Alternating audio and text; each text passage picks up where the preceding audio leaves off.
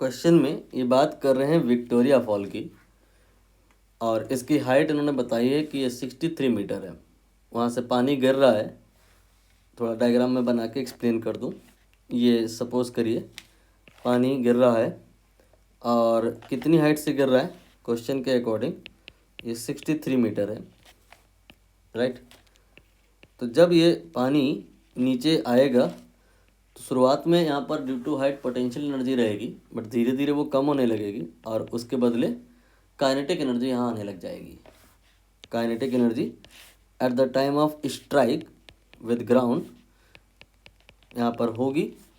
Beginning में जो potential energy थी वही निकाल लो, और यही पोटेंशियल एनर्जी आफ्टर ऑल यहाँ पे काइनेटिक एनर्जी की शक्ल में आएगी, बट स्ट्राइक करने के बाद ये काइनेटिक एनर्जी जीरो हो जाएगी। तो काइनेटिक एनर्जी अब सोचना पड़ेगा गई कहाँ। आगे रीड करिए।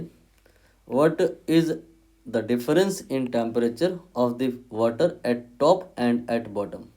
यहाँ पे टेम्परेचर और यहाँ पे टेम्परेचर, यही वाटर का जो होगा ना अलग अलग होगा। वो क्यों? यहाँ पे कोलिजन हुआ है। कोलिजन की वजह से काइनेटिक एनर्जी में ये जो लॉस हुआ है, वो लॉस यहाँ पर ये जो वाटर है ये एक्सेप्ट कर सकता है। ग्राउंड के नेबरहुड का जो वाटर है, ये जो लॉस हुआ है काइनेटिक एनर्जी का पूरा या कुछ पार्ट एक्सेप्ट कर सकता है, और उसी की वजह से यहाँ पे टेम्परेचर बढ़ जाएगा। अब यहाँ पे ये तो इन्होंने नहीं कहा है कि जो काइनेटिक एनर्जी का यहाँ पे लॉस हुआ है हाफ mv² के बराबर का, उसका कितना पार्ट इस पॉइंट पे एक्सेप्ट हुआ है, तो हमें पूरा ही मानना होगा। तो इस जगह पे ये जो काइनेटिक एनर्जी में लॉस हुआ है वाटर का टेम्परेचर बढ़ाने में इस्तेमाल हो जाएगा। तो लॉस इन काइनेटिक एनर्जी पहले निकाल लो, ये हाफ mv² आएगा और ये mgh के बराबर होगा। और ये क्या करेगा, इस वाटर का टेम्परेचर बढ़ाएगा। दो फार्मूले होते हैं क्यू के वास्ते, हीट के वास्ते, एक ml और एक होता है ms डेल्टा टी। जब स्टेट चेंज होता है तो ml की बात होती है, और जब टेम्परेचर चेंज होता है तो ms डेल्टा टी की बात होती है। यहाँ पे m आप देख पाओगे कि कैंसिल हो रहा है, gh आएगा s डेल्टा टी।